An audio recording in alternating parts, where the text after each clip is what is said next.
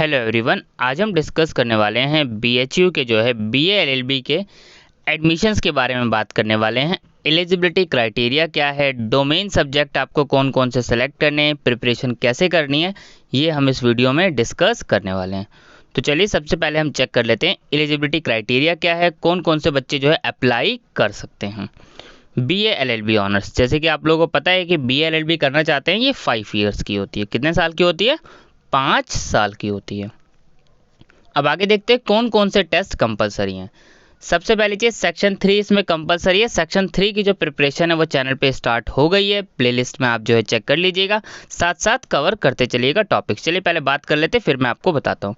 The entrance test for this programme is to common test for all language candidate seeking. ये तो सारी चीज़ें लिखी हुई, ये तो हमने बात पहले भी हमेशा कर चुके। मेन पॉइंट पे आते हैं। They are required to opt for section 1A language test. अब आपको लैंग्वेज टेस्ट ज़रूर देना है, यानी सेक्शन 1A आपका कंपलसरी है, लेकिन आपके पास ऑप्शन है हिंदी और इंग्लिश। यानी आप हिंदी ऑप्ट करना चाहें हिंदी ऑप्ट कर सकते हैं, इंग्लिश ऑप्ट करना चाहें इंग्लिश ऑप्ट कर सकते हैं। तो एक तो चीज़ क्लियर हो गई कि लैंग्वेज आपको एक चूज़ करनी है। सेक्शन 2 में आपको लीगल स्टडीज़ चूज़ करना है। लीगल स्टडीज़ के सिलेबस की वीडियोस चैनल पे अपलोड कर दी गई है, सिलेबस क्या रहने वाला है, ठीक है। तो लीगल स्टडीज़ की बात हो गई। लीगल स्टडीज़ मैंने आपको पहले भी कहा था, बीएलएलबी करना चाहते हैं तो लीगल स्टडीज तो कंसीडर किया ही जाएगा।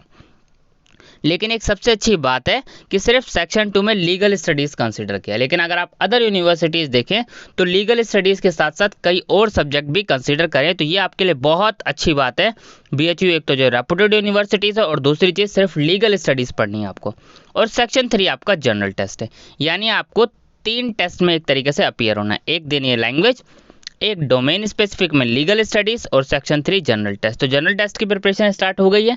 लीगल स्टडीज़ की प्रिपरेशंस की भी हम कुछ टॉपिक्स की वीडियोस अपलोड कर चुके हैं। अब लीगल स्टडीज़ भी जो है उसी हिसाब से टॉपिक वाइज जो है वीडियोस एमसीक्यू की सीरीज़ की अपलोड करी जाएगी, क्योंकि आप टॉपिक्स पढ़कर आए होंगे और साथ साथ टॉपिक्स भी आपको बहुत सारे समझा दिए जाएंगे, ताकि आप लोगों की प्रिपरेशन अच्छे से हो जाए।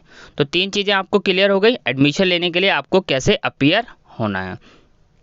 अगला देखिए यहाँ पे, candidate who will not appear section 1 language and section 2 and section 3 will not be considered for admission in BHU। ध्यान रखना है, आपने जो सेक्शन मेंशन है आपको सब में अपीयर होना है।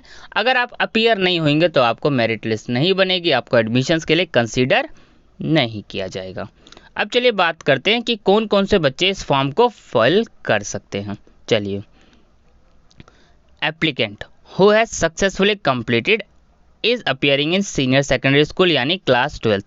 यानी आप सिंपल सीधी सी बात बोलूँ, आप क्लास 12th पास है या फिर उसके इक्विवेलेंट एग्जामिनेशन अगर आप पास आउट हैं तो आप एलिजिबल हैं एडमिशन्स लेने के लिए। तो यहाँ पर सिर्फ वही एलिजिबिलिटी क्राइटेरिया लिखा, यानी यहाँ पर कोई भी मार्क्स का क्राइटेरिया मेंशन नहीं किया गया। यहाँ और करके आपको सारे ऑप्शन दिए हुए।